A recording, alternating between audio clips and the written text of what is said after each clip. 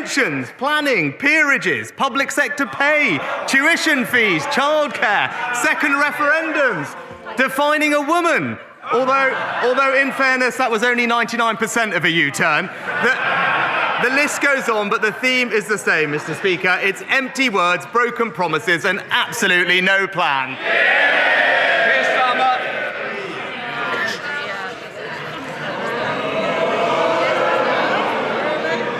Of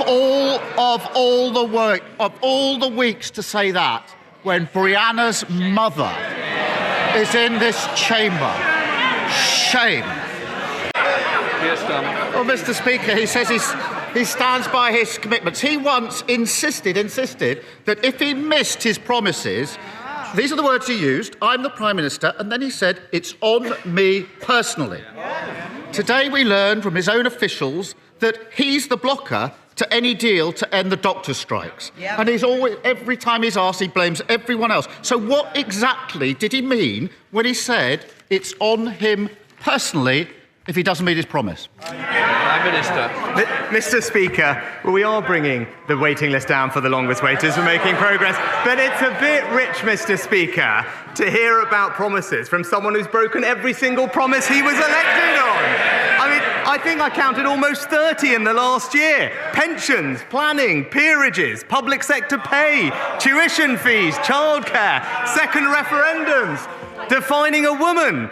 Although in fairness, that was only 99% of a U-turn. The list goes on, but the theme is the same, Mr. Speaker. It's empty words, broken promises, and absolutely no plan. Keir Starmer.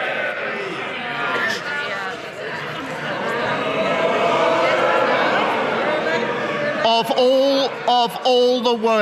all the weeks to say that, when Brianna's mother is in this chamber, shame. Parading as a man of integrity when he's got absolutely no responsibility. Absolute. Of all. Either side. I think the member's getting carried away.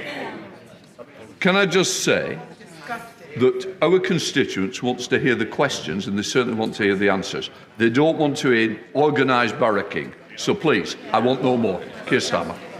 I think the role of the Prime Minister is to ensure that every single citizen in this country feels safe and respected. It's a shame the Prime Minister doesn't share that. Thank you, Mr. Speaker. And may I take the opportunity to ask the Prime Minister if he will consider apologising to Brianna Ghey's mother for his insensitive comments. But turning to my question, the independent report into Teesworks, released last Monday, throws up more questions than it answers. And it's vital that we now have a National Audit Office investigation.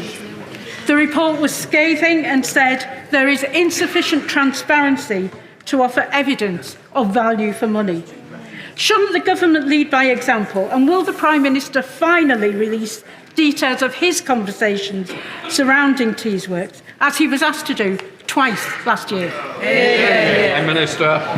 Mr. Speaker, I think the Honourable Lady was talking about the report in Teesworks, as far as I could see, and what that report noted was that the pace and scope of the regeneration had a wide-reaching positive impact on the local economy, and of course it was an independent external report. It makes it clear that there's no evidence of corruption or illegality, and the government will of course respond to the recommendations in the report as soon as possible. Alicia Cairns.